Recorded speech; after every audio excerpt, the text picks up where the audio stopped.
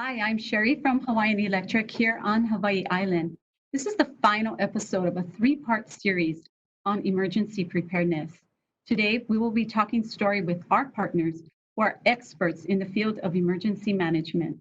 We'll also share what we can do as a community to prepare for emergencies and natural disasters.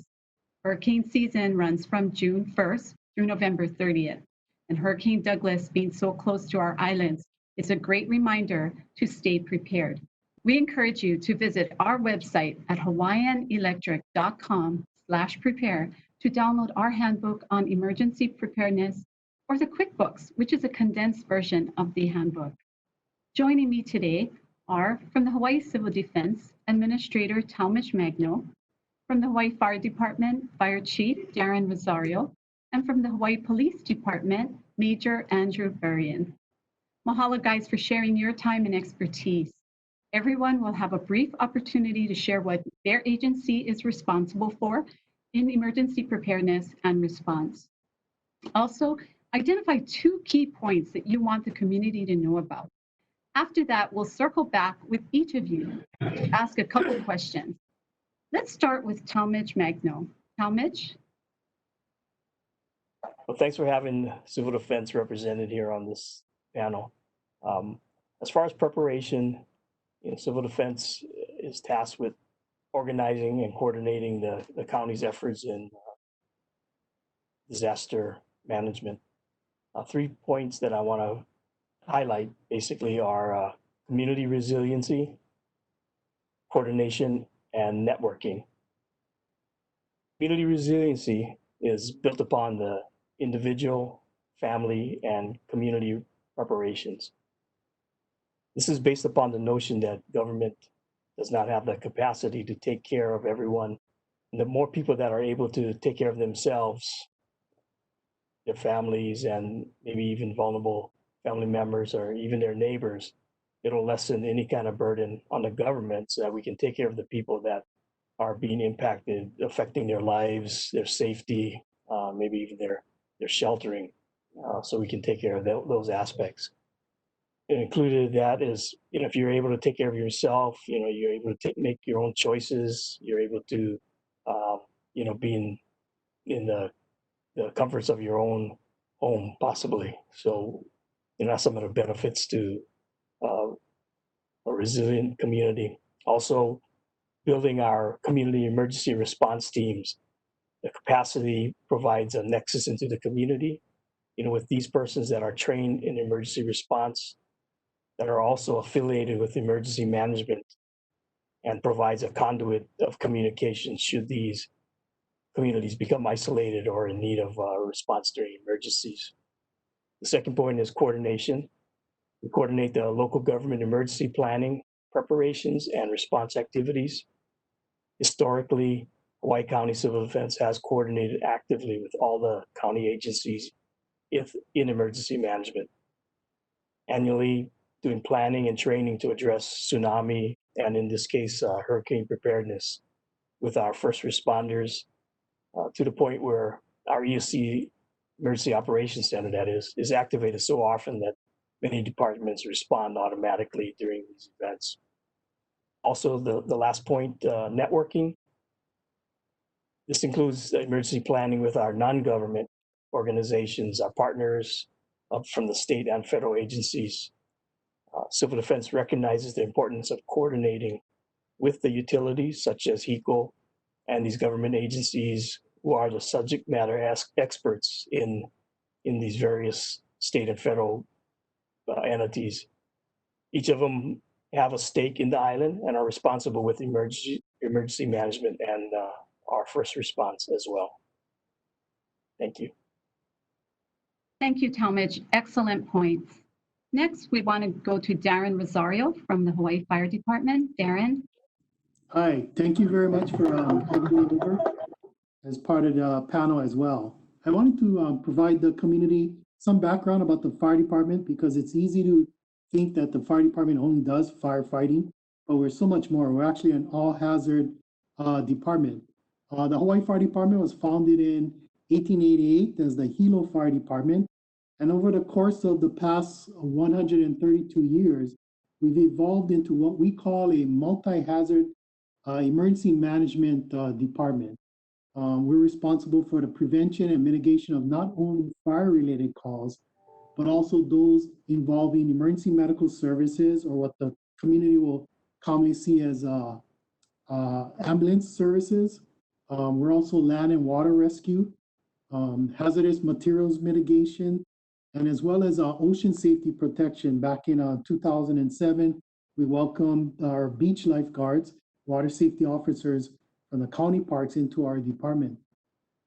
Currently, we have over 450 career department members and 150 volunteers.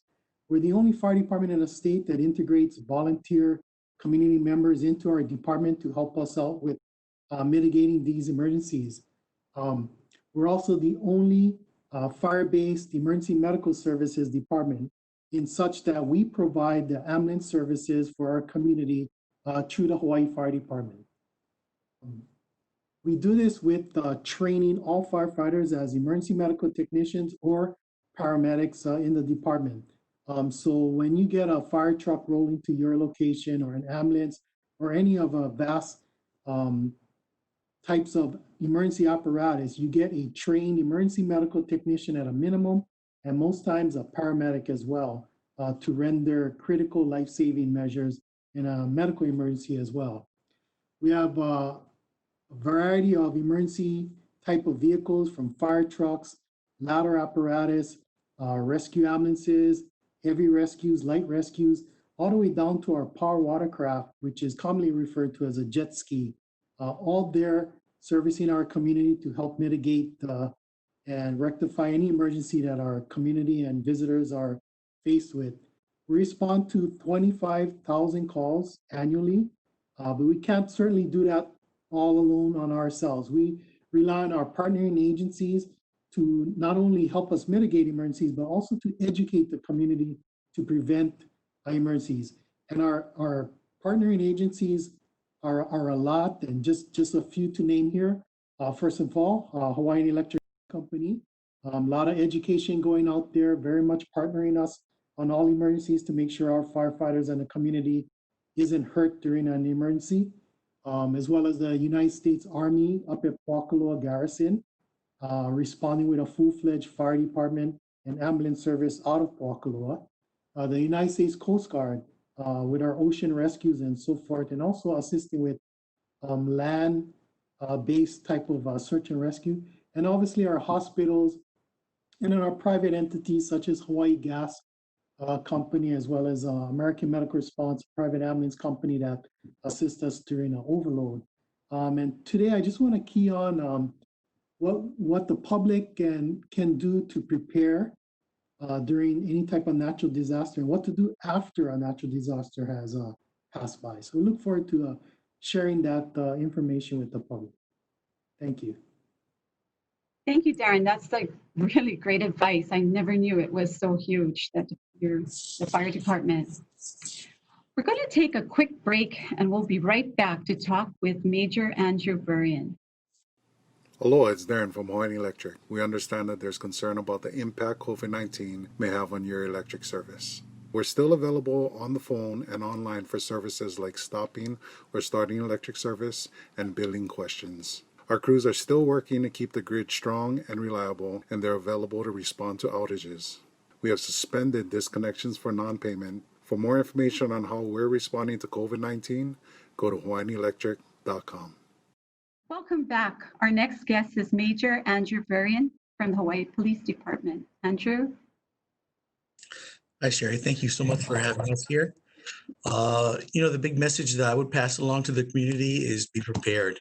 I'm sure that Talmadge and Chief Rosario will basically say a lot of the same things. We all work as a team together, but being prepared for the community and for our departments is very, very important. For some background, the Hawaii Police Department has 483 sworn positions and 155 civilian positions. At any given time, though, we have a vacancy rate of about 10%. And as you know, probably that the Hawaii Island is the largest of the islands at over 4,000 square miles. And in the police department, we're divided into two separate areas. We have Area 1, which covers the east side of the island, and that includes the South Hilo, North Hilo, Hamakua, and Puna districts. And then in Area 2, we have, which is West Hawaii, we have the district of South Kohala, North Kohala, Kona, which encompasses North and South Kona, as well as Ka'u. And each of these districts has a district station from which law enforcement operations are run for that particular district. We are the primary law enforcement agency for the island of Hawaii. However, we work closely with state and federal law enforcement partners, such as the state sheriffs, Department of Land and Natural Resources, the FBI, Homeland Security, ATF, National Park Service, DEA, to name a few. So just like we work with the fire department and with civil defense during disasters, as far as law enforcement, our regular activities, we also partner up with those agencies. We are here to serve the community. That's the bottom line. The best way to summarize our duties is to share our mission statement. And that is that the employees of the Hawaii Police Department are committed to preserving the spirit of aloha. We will work cooperatively with the community to enforce laws, preserve peace, and provide a safe environment. Our vision statement says that the Hawaii Police Department is committed to providing the highest quality of police service and forming partnerships with the community to achieve public satisfaction, making the Big Island a safe place to live, visit, and conduct business. Now, here on the Big Island, we've felt many different types of disasters. We've had tsunamis, floods, lava flows, earthquakes, hurricanes, and most recently, COVID-19. And this time provides a great chance for us to remind everyone again to be prepared. And above all, that's what I'd like folks to take away from our time together. However, you can prepare, each family is a little bit different. And some have the ability to prepare very well, but at the very least, do what you can to prepare by having discussions with your family. One of my duties I know is, as you may know, is department liaison to the Emergency Operations Center.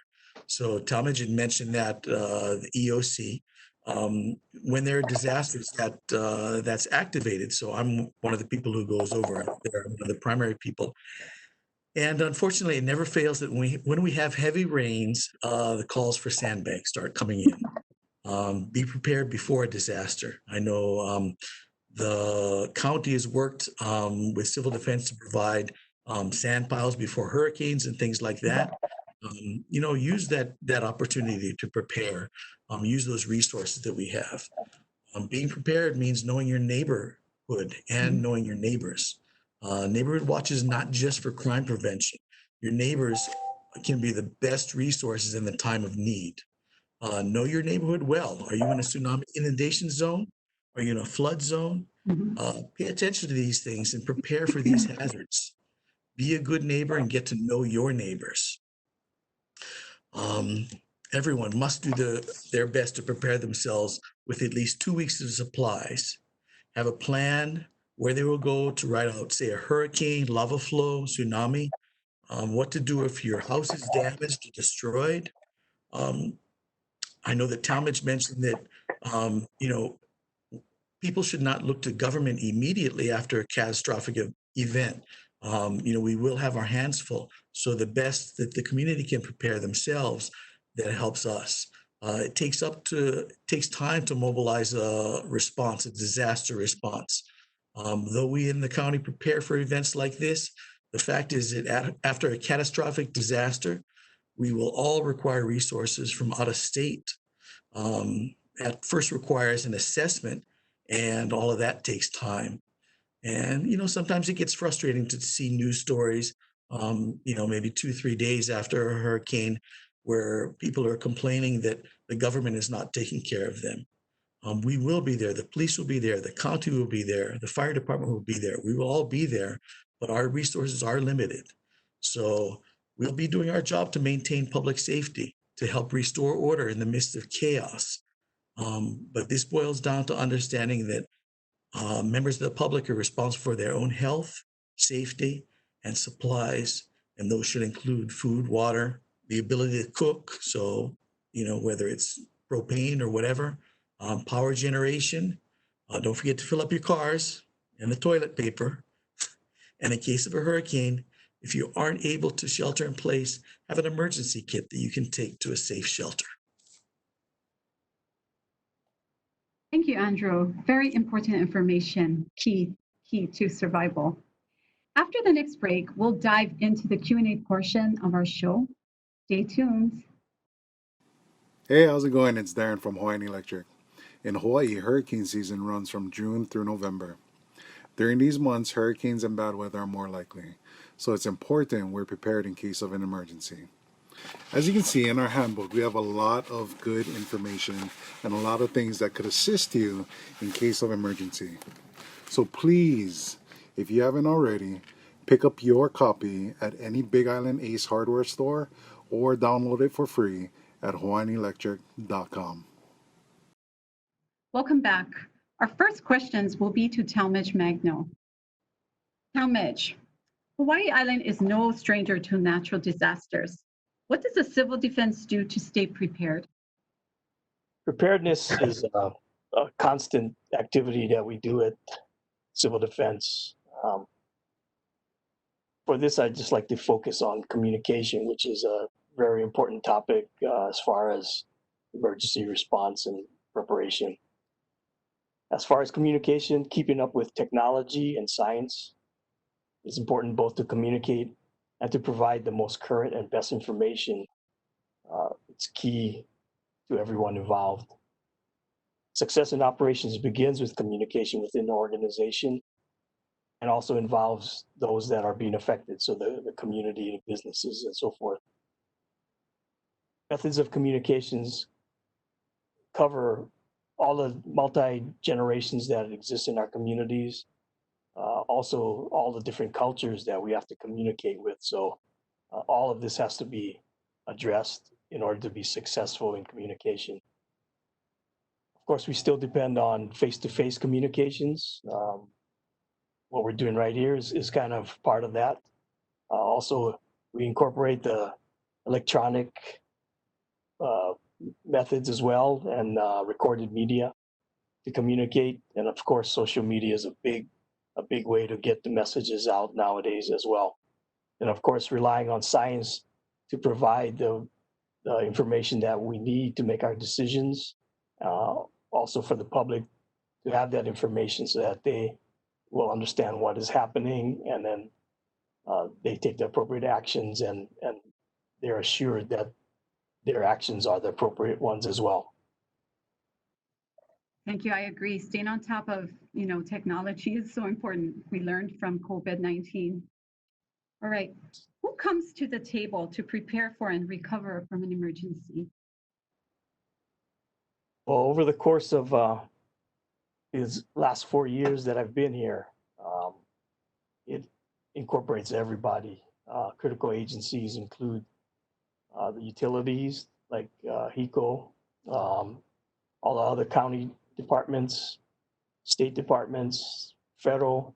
You have the subject matter experts such as USGS, Hawaiian Volcano Observatory, Central Pacific Hurricane Center, which we used a week ago heavily, National Weather Service. The success of emergency management weighs heavily upon these entities that we rely on for these accurate and real-time information for these specific hazards that we are dealing with. Maintaining close relationships with these groups is essential in communication, both operational readiness and understanding hazards that affect risk to life, safety, and property. Thank you. Yeah, I agree. We're so eager for information after a storm or before a storm. So having everyone there is great. Thank you, Talmadge. Next, we're going to ask questions of Fire Chief Darren Rosario. What can people do to prepare for a hurricane or natural disaster? Thank you. The most important thing that people can do to prepare for a hurricane or any natural disaster is to prepare early, before anything is expected. This will avoid large crowds and associated time-consuming disaster supply making in preparation. During a hurricane, the critical threat is wind and flooding. Preparedness allows you to limit the impact of the storm. First, on hand, you should have an ample supply of water. General guidelines is about a gallon of water per person per day, as well as an ample food supply up to 3 days. I would like to say that based on our geographical isolation type, the island is so big, I would push, if you're able to have 5 days of potable water and food readily available. The reason why three days to 5 days is generally that's the time frame it'll take for help to come out. If we had a total large scale disaster that really limited the ability for help to arrive in a timely manner. So 3 to 5 days of a person being self-sufficient is what we're looking for. So once again, about a gallon of water per day per person, and then some, non-perishable foods for up to 3 to 5 days would greatly help. Also, what you can do early on is to really secure any loose items that is around your home. Wind in upwards of 35 to 50 miles per hour could take something that seems very unlikely to be dangerous into a very dangerous projectile and causing severe injuries or even a lot of more significant damage. By securing those things early before the storm comes, just gives you time. It gives you time to reassess your roof, make repairs that are necessary before a storm comes through. Also, you can look at in your area of your home, not only associated with hurricanes, but also heavy rain events, flooding type is to create your yard and your vegetation around you and your topography to let water drain off normally away from your home or critical areas of your home. And that's something you can do over time as you develop your yard and so forth. On your home, cleaning out your downspouts, your gutters, so that there's no debris to back it up will greatly allow proper drainage of any heavy rains away from your home and your living areas there. Take care of your pets. Make sure your pets are properly secured as well. You don't want to be going out in the height of any storm or natural disaster to try to secure your pet. Hopefully everyone considers the pets as part of your family and treat them the same and provide them the proper care. Once again, most importantly is having all of those measures in place before the storm or any type of event that comes true. One of the other natural disasters that we face in the fire department is fire, wildland fires. Hawaii is considered one of the driest high-risk fire areas in the western portion of the United States. So what can you do early on to prevent that is proper mitigation of your shrubbery, your yards, doing landscaping that actually provides a natural barrier to a wildfire to your home. So basically keeping the yard well maintained, the brush, the overage, growth just really scaled back so that you do not create a fire hazard to your home. If there's any time you're not sure about what you can or shouldn't do, feel free to contact the fire department. We'll gladly be able to give you sound advice on what you can do to minimize your risk from fires, hurricanes, and other such types of emergencies. And I'm sure, contacting the Civil Defense Office as well. There's a tons of information out there on how you can minimize impacts to your homes. But in closing, once again, the most important thing is just start early. Start early to prepare. Potable water, non-perishable foods is items that you can keep throughout the whole summer, throughout hurricane season, throughout fire season. So you don't have to rush getting to the store and buying those critical necessities. And also don't forget the toilet paper. It seems to be a top item that's taken out of the stores anytime. Thank you. Thank you, Darren. Yes, I have a lot of pets that I'll be taking with me if I have to leave, so I would need a bus. Next question. What can people do during and after a natural disaster? Great question. I'll piece it up into two. So before a natural disaster, is remain calm. You know, hurricanes is one of those things that we sort of have some time to get ready. Other natural disasters such as a post-earthquake, um, fire hazard can come up pretty quickly. But most importantly, remain calm and then try to get to your designated um, shelter spot. See, designated safe shelter spot is an area of the home that basically can protect you. It should be the strongest part of your home. If you don't have what's called a storm room, just get to that safe spot. Make sure every member in your family knows what that safe spot is, and just prepare to hunker down if needed. Um, if your home is being directly impacted during a storm or any type of natural disaster, you know, the fire department recommends that you shut off all power to non-critical electrical equipment and appliances if you haven't done so already.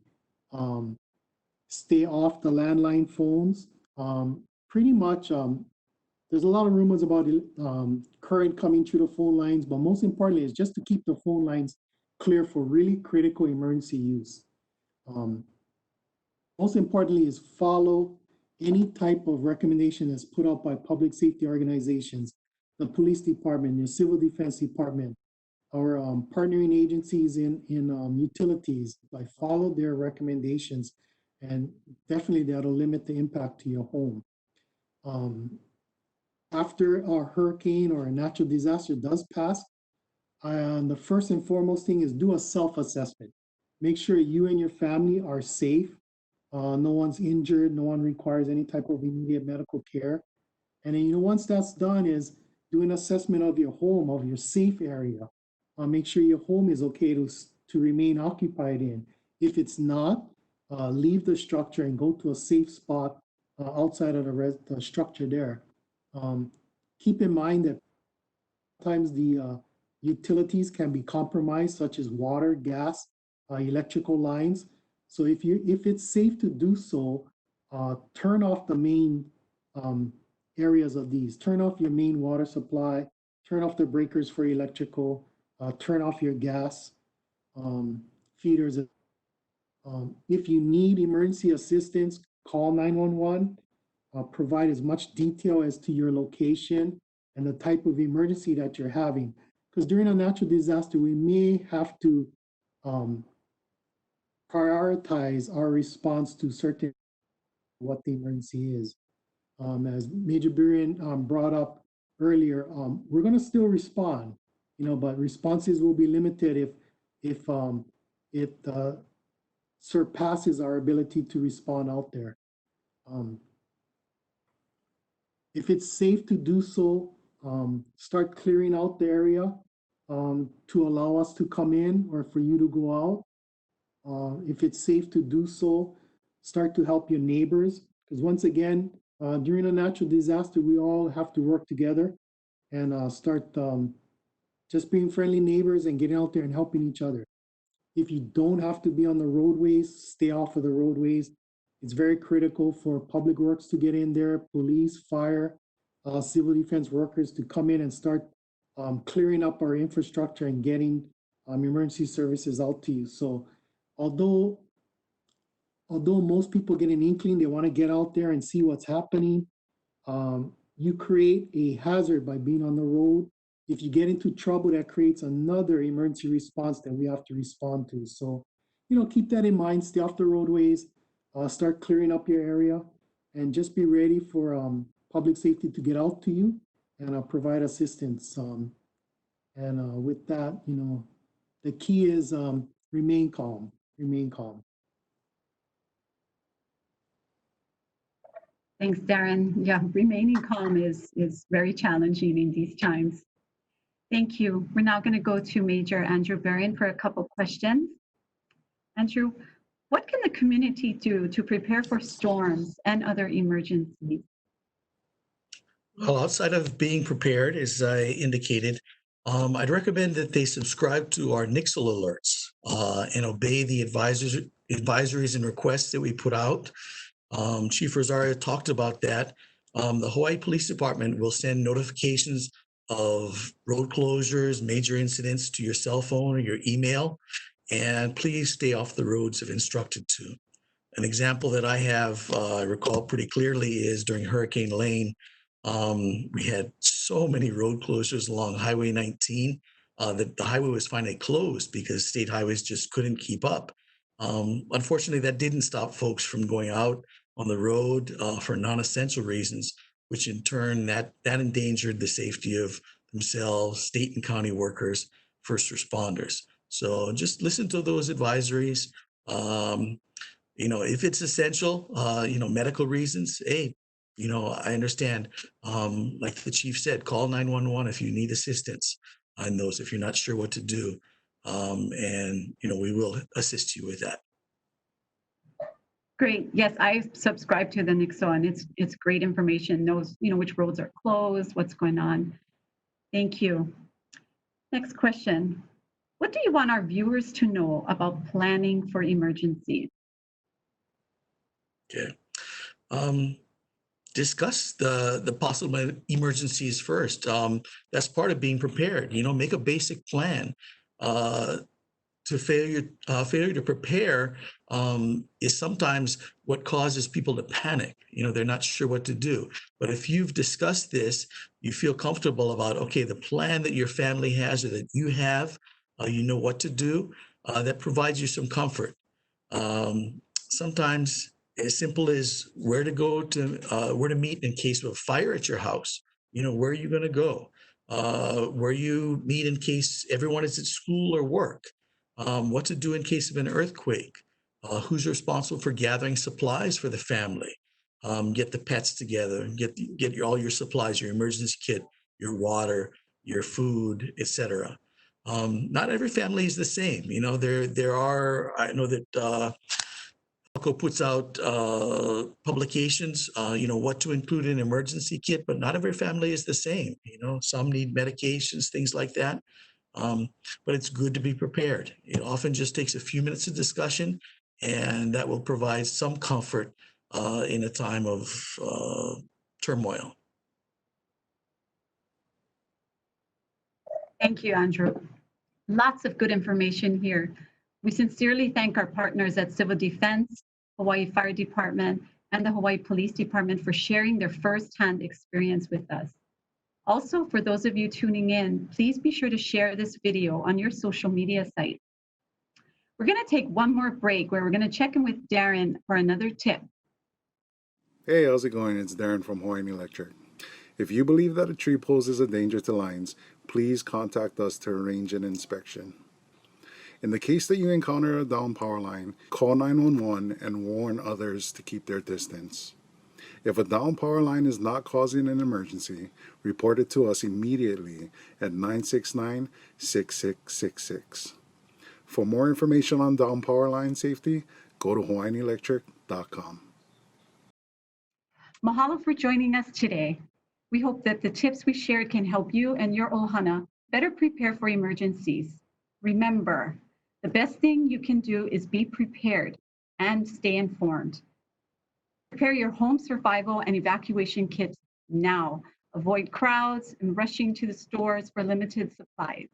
And last but not least, create an evacuation plan and share it with your ohana.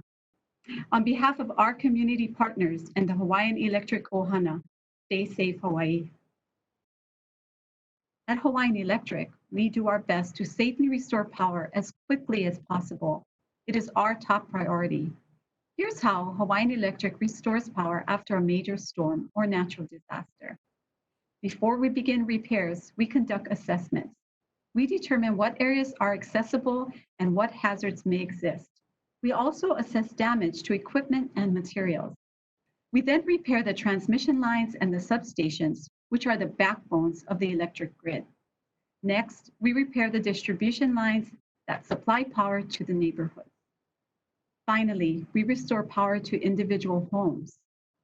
It's not always a simple process, so we really appreciate our customers' patience during those times. Hawaii Island residents can report an outage by calling 969-6666. And this last point is very important.